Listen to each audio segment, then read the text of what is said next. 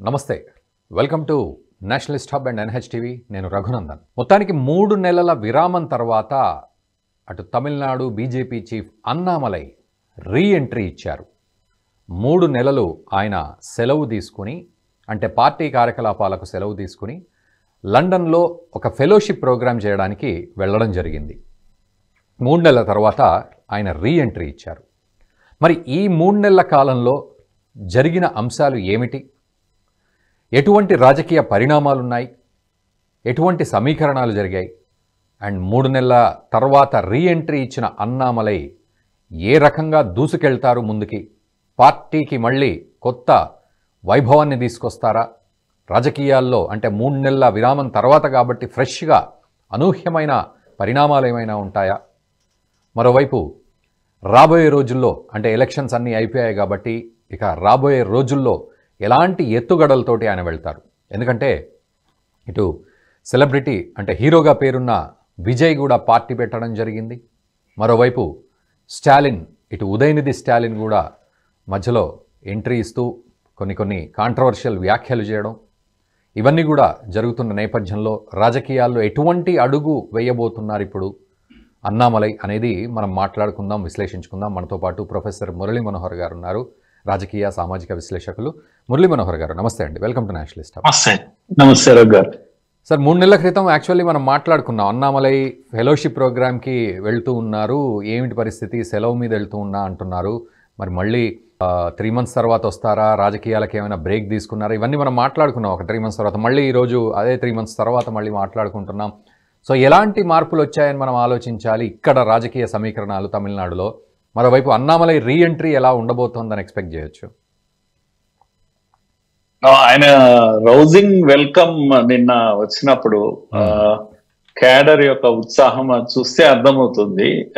ఆయన కొరకు క్యాడర్ అంతా ఎదురు చూస్తున్నారు కనుక అన్నామలైకి ఒక క్రేజీ ఏర్పడింది తమిళనాడులో. Tamil man son of the soil అంటాము. ఆయన ఈరోజు బీజేపీని లీడ్ చేస్తున్నారు. బీజేపీకి ఆ విధంగా తమిళ మట్టిలో పుట్టి తమిళ వ్యక్తి, అంత ఆ స్టేజ్ ఉన్న వ్యక్తి బీజేపీకి దొరకడం కూడా అదృష్టము.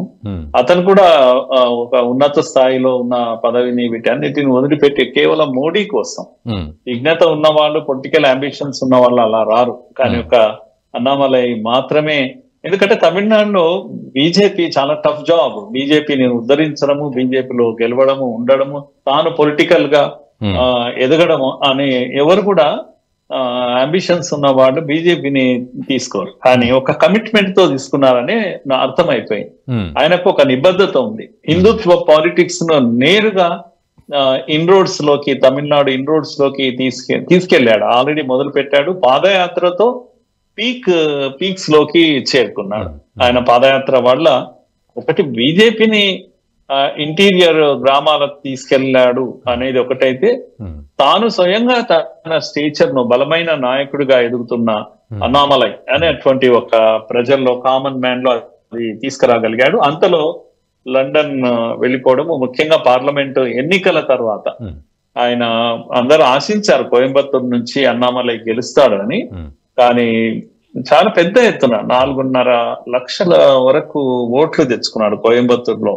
కనుక గెలుస్తాడు అనేటువంటి ఒక ఇమేజ్ ఇచ్చాడు. అందరికీ ఒకసారి నిరాశ చెందినప్పటికీ కూడా ఒకసారి బీజేపీకి ఇంత ఓటు బ్యాంక్ ఉందా అనేది ప్రూవ్ చేశాడు. కోయంబత్తూరులో కొంత బీజేపీ, ఏఐడిఎంకే బలమైన ప్రాంతము కోయంబత్తూరులో అసెంబ్లీలు అన్ని కూడా ఏఐడిఎంకే చేతిలో ఉంటాయి. కనుక డిఎంకే ఎంత బలంగా ఉన్నా రాష్ట్రంలో, ఆ ప్రాంతంలో మాత్రం ఏఐడిఎంకే ప్లేస్ అది. అలాంటిది జరిగింది ఏంటి అంటే, సుమారుగా 2 లక్షల ఓట్లు, అంటే 2019 ఎన్నికలకు, మొదటి ఎన్నికలకు చూస్తే 2 లక్షల ఓట్లు ఏఐడిఎంకే కోల్పోయి ట్రాన్స్ఫర్ చేసింది డిఎంకేకు. ట్రాన్స్ఫర్ చేసి డిఎంకే గెలిచేటట్టుగా చేసింది. 4.5 లక్షలు అంటే ఇంకొక 1 lakh లోపలే వచ్చినా సరే గెలుస్తాడు. సో ఓవరాల్ ఏంటంటే దేర్ ఈజ్ ఎ హోప్. తమిళనాడులో ఒక పెద్ద ఆశాకిరణం అన్నామలై అనేటువంటి వ్యక్తి. ఒక 3 నెలలు గ్యాప్ రావడము, విరామం తీసుకోవడం, లండన్ కు తన చదువుల కోసం అక్కడికి వెళ్ళడం, ఓ ప్రాజెక్ట్ ఆయన పొలిటికల్ సైన్స్ లో ప్రాజెక్ట్ ఆయనకు రావడం, వచ్చాక కూడా ఆయన మీడియాను అడ్రస్ చేస్తూ రగ్గారు ఆయన చెప్పిన విషయం ఏంటంటే, నేను విరామం అయితే దొరికింది కానీ నాకు భారత్ గురించిన విషయాలు ప్రపంచం ఏమనుకుంటుంది ఇది స్టడీ చేసే అవకాశం దొరికింది నాకు. లండన్ లో ఆక్స్ఫర్డ్ యూనివర్సిటీలో, అది టాప్ యూనివర్సిటీ, అక్కడ రాజకీయాల్లో వాళ్ళు ఎలా స్టడీ చేస్తున్నారు మొత్తం దేశాన్ని అనే విషయం అర్థమైంది. ముఖ్యంగా మోడీ యొక్క రాజకీయాలు, భారత్ యొక్క ఇమేజ్ స్టడీ చేసే అవకాశం వచ్చింది అని ఆయన చెప్తూ ఇక్కడికి వచ్చాను కదా, మరి మీరు పాలిటిక్స్ ఎలా మారబోతున్నాయి, ఏం చేయబోతున్నారు, అది కూడా అడ్రస్ చేశాడు ఆయన. సంహో రగ్గారు మనం చూస్తే కనుక చాలా ఉత్సాహంగా ఉన్నాడు, ఇప్పుడు రెట్టించిన ఉత్సాహంలో ఉన్నాడు కనుక మనం పెద్ద మార్పును మనం ఆశించవచ్చు రగ్గారు. ఓకే, మరోవైపు రాజకీయంగా పరిణామాలు చూస్తే సార్, ఇటు విజయ్ పార్టీ పెట్టడం, దాన్ని ఫ్లోలోకి తీసుకురావడం, 1,00,000 పైచిలుకు మందితోటి సభ కూడా పెట్టారు. మరోవైపు ఉదయనిధి స్టాలిన్ కూడా సరే తాను అనుకున్నంతగా పాపులర్గా ఎదగకపోయినప్పటికీ బట్ స్టిల్ రేస్లో కూడా ఉన్నారు ఆయన. ఇదొకటి అయితే, ఇటు సౌత్ ప్రాంతంలో ముఖ్యంగా పవన్ కళ్యాణ్ అటు అనపలాజిటిక్ సనాతని అని చెప్పి వ్యాఖ్యలు చేస్తూ ఈరోజు దేశవ్యాప్తంగా కూడా హిందుత్వ దానికి ఒక ఐకాన్ లాగా పవన్ కళ్యాణ్ నిలబడ్డాం. సో ఈ సినేరియోస్ కనుక తీసుకున్నట్లయితే మరి అన్నామలై పాత్ర ఏ విధంగా మనం అంచనా వేసుకోవచ్చు, ఆయన యొక్క పరిస్థితి, ఆ ప్లేస్మెంట్? ఎస్, వచ్చి రాగానే మీడియాతో అన్నాడు, విజయ్ ఎంటర్ అయ్యాడు, జోసెఫ్ విజయ్ టాప్ హీరో కదా తమిళనాడులో, మరి రాజకీయాల్లో మీరు ఎలా చూస్తున్నారు అన్నప్పుడు ఆయన చెప్పాడు, నేను వెళ్ళక ముందే ఈ విషయం తెలుసు కనుక నేను చెప్పాను, మా పాలసీ ఇది, న్యూ ఎంట్రీ ఎవరైనా రాజకీయాలకు వస్తే మేము వెల్కమ్ చేస్తాం, ఆయన సిద్ధాంతం ఏదైనా ఆయన ఏ డైరెక్షన్ లో వెళ్ళినా మాకు ఇబ్బంది లేదు, కానీ Vijay is a hero, noted hero, public image ఉన్నటువంటి వాడు కనుక రాజకీయాలకు రావడం ఆయన హక్కు కూడా మేము వెల్కమ్ చేస్తున్నాం, ఇప్పుడు కూడా వెల్కమ్ చేస్తున్నాం అని అలా అభినందించాడు, దాన్ని వెల్కమ్ చేశాడు. కానీ మనం చూసినట్టయితే తమిళనాడు రాజకీయాల్లో ద్రవిడ రాజకీయమే కదండి తమిళనాడు రాజకీయం అంటే, వేరే రాజకీయం ఏమీ ఉండదు అక్కడ. పేరుకు కాంగ్రెస్ ఉన్నప్పటికీ లేదా నేషనల్ పార్టీ బీజేపీ రెండు ఉన్నప్పటికీ కూడా రెండు డిఎంకే, అన్నా డిఎంకే, లేకపోతే అదర్ ఎనీ పార్టీ ద్రవిడ్ ఇది అంటే పెరియార్ పార్టీలు ఇవన్నీ కూడా, పెరియార్ శిష్య బృందమే ఇదంతా కూడా. ఓ రకంగా హిందుత్వ వ్యతిరేకత, ద్రవిడవాదాన్ని ఎత్తుకోవడము, హిందీ వ్యతిరేకత, సో దేవుడే లీడ్ అనేటువంటి పెరియార్ ఇది వాళ్ళ యొక్క ఏమంటాం సిద్ధాంతం. కనుక ఈ పెరియార్ పాలిటిక్స్ కు భిన్నంగా ఇప్పుడు ఎలా ఉంటుంది హిందుత్వ పాలిటిక్స్, స్ట్రెంథెన్ అవుతాయా అనేది క్రేజీ థింగ్, ప్రజలందరూ ఎదురు చూస్తున్నటువంటి విషయం. Annamalai is a Tamil man and leading Hindutva party, ఇది అందరికి క్రేజీ ఉన్నటువంటి విషయం. తప్పకుండా ప్రజలు ఎట్లా చూస్తారు దీన్ని అనేది మనం కూడా ఎదురు చూస్తున్నాం. ముఖ్యంగా లాస్ట్ 4-5 years లో BJP as a national party, Hindutva party తమిళనాడులో కొన్ని ప్రయోగాలు చేసింది. తమిళ్ వాళ్ళు ఎప్పుడు కూడా హిందీ వ్యతిరేకత, ఓ రకంగా ప్రాంతీయ తత్వంతో ఉండేటువంటి రాజకీయాల్లో ఎప్పుడు కూడా వాళ్లకు ఆదరణ కూడా దేశవ్యాప్తంగా దొరకలేదు.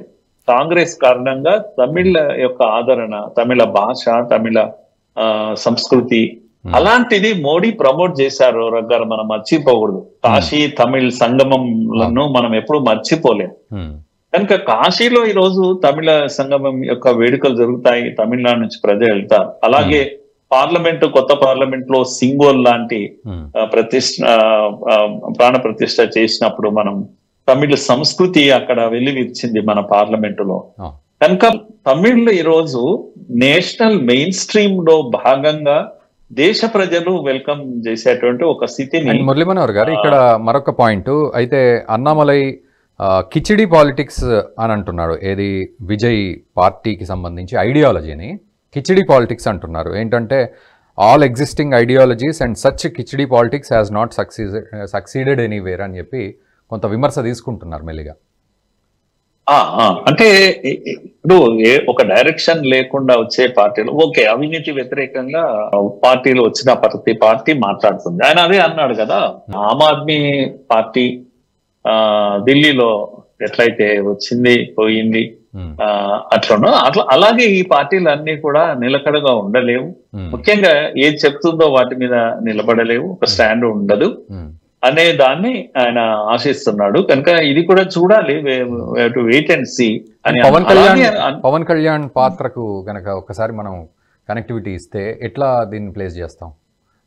ఎస్, ఇప్పుడు మనం చూడాల్సింది ఏంటంటే పవన్ కళ్యాణ్ ఒక సౌత్ ఇండియా యోగి ఆదిత్యనాథ్ లాగా చూస్తున్నారు ప్రజలందరూ కూడా. దక్షిణ భారతంలో యోగి ఆదిత్యనాథ్ అన్నట్టుగా హిందూ లీడర్ గా ఎమర్జ్ అయ్యాడు. మొన్న లడ్డు ఇష్యూ తోటి, సనాతన బోర్డు డిమాండ్ తోటి నేషనల్ లీడర్ గా ప్రొజెక్ట్ అయ్యాడు. సౌత్ లో ఎలా ముఖ్యంగా ఆయన సినిమా యాక్టర్, మనం మర్చిపోవాలి. తమిళనాడులో సినిమా యాక్టర్లకు ఎప్పుడు ప్లేస్ ఉంటుంది. కనుక ఇదే క్రేజీ మ్యాన్, అంటే well known man in Tamil Nadu. తమిళనాడులో సినిమా వాళ్ళను బాగా గుర్తిస్తారు, తొందరగా గుర్తిస్తారు. ఎవరు పవన్ కళ్యాణ్ అని అడగరు ఎవరు కూడా, బికాజ్ ఈజ్ వెల్ నోన్ కనుక, గొప్ప యాక్టరే కనుక. ఆ విధంగా తమిళనాడుని ఇన్ఫ్లుయెన్స్ చేయగలడు, ఆంధ్రాని ఇన్ఫ్లుయెన్స్ చేయగలడు, తెలంగాణని ఇన్ఫ్లుయెన్స్ చేయగలడు, కర్ణాటకతో సౌత్ ని ఇంపాక్ట్ చేయగలడు.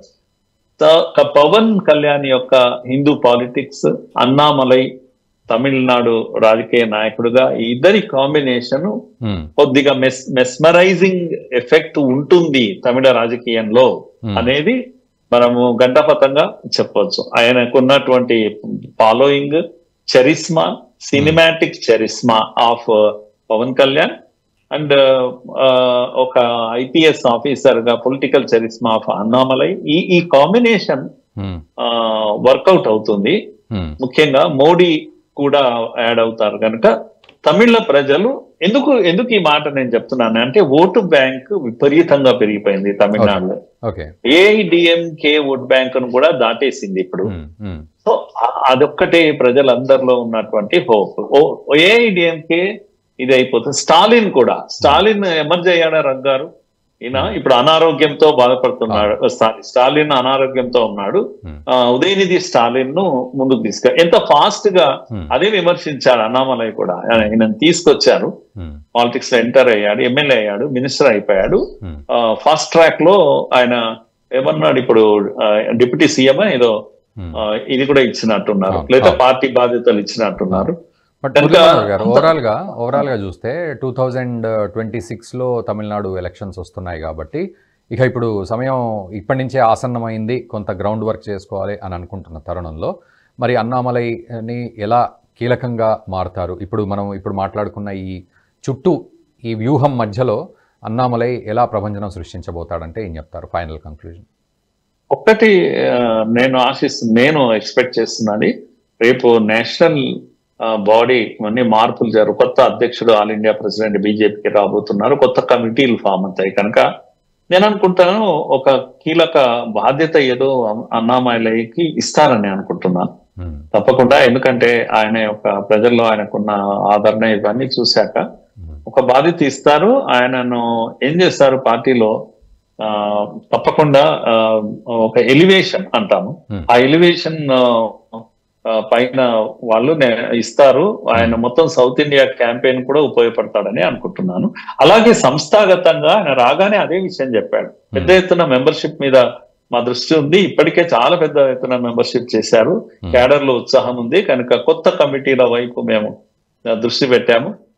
ఆ విధంగా అంటే ఏమంటాము, నెట్వర్క్ దీన్ని చేసుకోవడానికి ఆయన అప్పుడే పని మొదలు పెట్టాడు. కనుక వచ్చే ఎన్నికలు తప్పకుండా కొత్త రాజకీయాలు, మనం ఏమంటాం డైనెస్టీ పాలిటిక్స్, అవి కూడా డిఎంకేలో ఉన్న డైనెస్టీ పాలిటిక్స్ తో ఒక రకమైన డిఎంకేతో ఫ్యాటిక్ అంటాం, పొలిటికల్ ఫ్యాటిక్ ప్రజల్లో వచ్చేసింది. విరక్తి భావన ఒకటి వచ్చేసింది. కనుక ఇప్పుడు న్యూ ఫేసెస్ లో మనం చెప్పుకున్న ఎవరు Joseph Vijay and young faces వీళ్ళంతా ఉదయనిధి స్టాలిన్ అండ్ అన్నామలై ముగ్గురు కూడా యంగ్ ఫేసెస్ అవుతారు. ఏఐడిఎంకే డిసపియర్ అయిపోతుందేమో, వాళ్ళకు యంగ్ లీడర్షిప్ లేదు. అండ్ డిఎంకే కూడా పాపం స్టాలిన్ ఆరోగ్యం బాగాలేదు, ఆయన ఇంపాక్ట్ కూడా తగ్గిపోతుంది. కానీ ఉదయనిధి మాత్రం ఎమర్జ్ కాలేదు. డిఎంకే అనేది మునిగిపోతున్న నావ.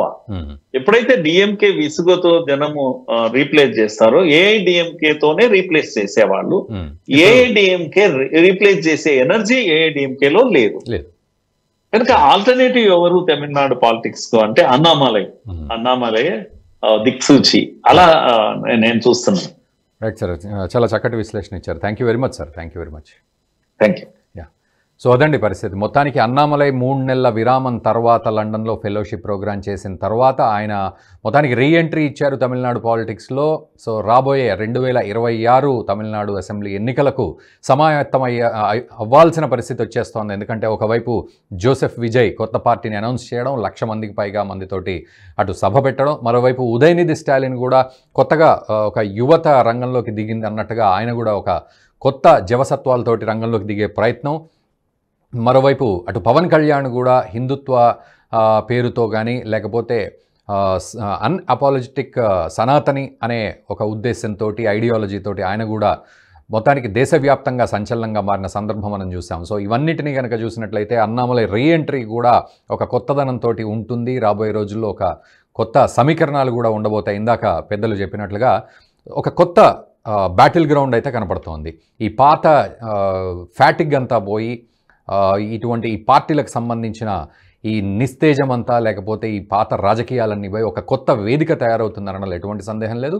అందులో అన్నామలై పాత్ర కూడా అద్భుతంగా ఉంటుంది అనడంలో కూడా ఎటువంటి సందేహం లేదు. సో మీరు కూడా కామెంట్ చేయండి, అన్నామలై పాత్ర ఏ విధంగా ఉండబోతోంది రాబోయే రోజుల్లో. ఈ రీఎంట్రీ అనేది ఒక ఫ్రెష్ మైండ్ తోటి వస్తే ఎలా ఉంటుంది అనేది కూడా కామెంట్ చేయండి. ఈ వీడియోని తప్పకుండా మీ మిత్రులకు కూడా షేర్ చేయండి. Thank you very much. ఈ వీడియో మీకు నచ్చినట్టయితే లైక్ చేయండి, 10 మందికి షేర్ చేయండి. అలాగే కామెంట్ల రూపంలో మీ అభిప్రాయాలను మాతో పంచుకోండి. Nationalist hub group of channels ను సబ్స్క్రైబ్ చేసుకుని తెలుగునాట జాతీయవాద జర్నలిజాన్ని ప్రోత్సహించండి. ఈ వీడియో కింద ఉన్న బెల్ ఐకాన్ పై క్లిక్ చేయడం మర్చిపోవద్దు.